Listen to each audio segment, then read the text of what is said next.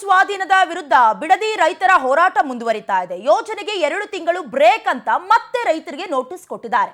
ಇತ್ತೀಚೆಗೆ ಅಧಿಸೂಚನೆ ಆಗಿರುವ 4 ಗ್ರಾಮಗಳಲ್ಲಿ ನೋಟಿಸ್ ಪ್ರಕ್ರಿಯೆ ನಡೀತಾ ಇದೆ.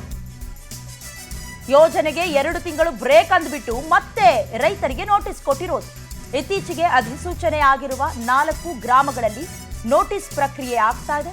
ನೋಟಿಸ್ ಸ್ವೀಕರಿಸದೆ ಅಧಿಕಾರಿಗಳನ್ನ ವಾಪಸ್ ಕಳಿಸಿದ್ದಾರೆ ರೈತರು.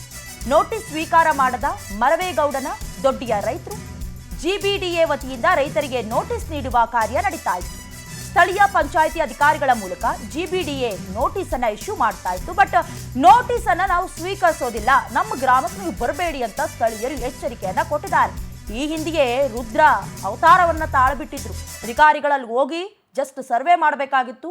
ಆ ಸಂದರ್ಭದಲ್ಲಿಯೇ ಕೊರಕೆ ಅಥವಾ ದೊಣ್ಣೆಗಳಿಂದ ಹಲ್ಲೆ ಮಾಡುವಂತ ದೃಶ್ಯವನ್ನ ನಾವು ಗಮನಿಸಿದ್ವಿ. ಈಗ ಮತ್ತೆ 2 ತಿಂಗಳಿಗೆ ಗಡುವನ್ನ ಕೊಟ್ಟ ನಂತರದಲ್ಲಿ ಮತ್ತೆ ನೋಟಿಸ್ ಕೊಟ್ಟಿರೋದು ಸಹಿಸಿಕೊಳ್ಳೋದಕ್ಕೆ ಅಲ್ಲಿನ ರೈತರು ಸಿದ್ಧ ಇಲ್ಲ. ಈಗಾಗಲೇ 80% ರೈತರು ಈ ಬಿಡದಿ ಟೌನ್ಶಿಪ್ಗೆ ಒಪ್ಕೊಂಡಿದ್ದಾರೆ ಅಂತ ಹೇಳಿದ್ರು. ಬಟ್ ಕೆಲ ರೈತರು ಇದಕ್ಕೆ ಒಪ್ಪಿಗೆ ಇಲ್ಲ ಅನ್ನೋದಾಗಿ ಪ್ರತಿಭಟನೆ ಮಾಡೋದಕ್ಕೆ ಮುಂದಾಗಿದ್ರು. ಯಾವುದು ನಮ್ಗೆ ಸರಿಯಾಗಿ ಉತ್ತರ ಕೊಡ್ತಾ ಇಲ್ಲ. ನಾವು ಮೆರೇಗೌಡನಹಳ್ಳಿ ಗ್ರಾಮದಲ್ಲಿ ನಾವ್ ಯಾರು ನೋಟಿಸ್ ತಗೋತಾ ಇಲ್ಲ. ನಮ್ಗೆ 2 ತಿಂಗಳವರೆಗೂ ನಿಮ್ಗೆ ಟೈಮ್ ಕೊಡ್ತೀವಿ ಅಂತ ಹೇಳ್ಬಿಟ್ಟು ಮುಖ್ಯಮಂತ್ರಿ ಅವರು ಡಿ ಕೆ ಶಿವಕುಮಾರ್ ಅವರು ನೋಟಿಸ್ ಕೊಡಕ್ ಕಳಿಸಿದ್ದಾರೆ. ಇದು ಮೋಸ ಮಾಡ್ತಾ ಇದಾರೆ. ನಮ್ಗೆ ಯಾವ್ದು ನಮ್ಗೆ ಸರಿಯಾಗಿ ಉತ್ತರ ಕೊಡ್ತಾ ಇಲ್ಲ.